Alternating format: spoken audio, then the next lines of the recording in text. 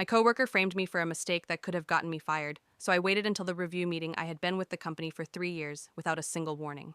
Then suddenly my boss called me in and said there was a serious error in a client report that could cost the company a contract. The report was under my name. I felt my stomach drop because I knew I didn't make that mistake. 2 hours later, my coworker Mark casually asked if I was okay. Too casual. I checked the shared file history and saw that the last person who edited it before submission wasn't me. It was him. He changed one small number that flipped the entire result. When I confronted him privately, he shrugged and said, I must have messed it up earlier, and he only fixed formatting. Then he added that management was already watching me closely, and I should be careful with accusations. I realized what he was doing. He wanted me gone so he could slide into my position.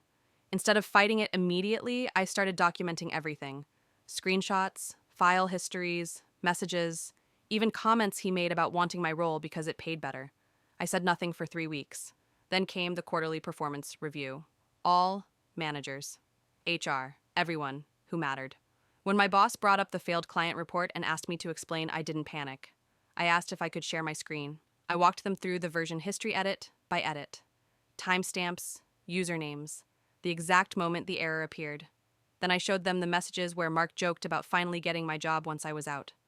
The room went completely silent. Mark tried to interrupt, but HR stopped him. By the end of the meeting, they asked him to leave the room. He was put on immediate suspension pending investigation. 2 days later, he was fired.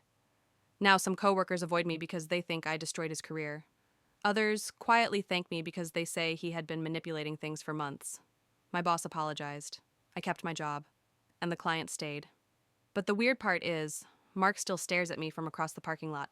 Some mornings, like I took something from him.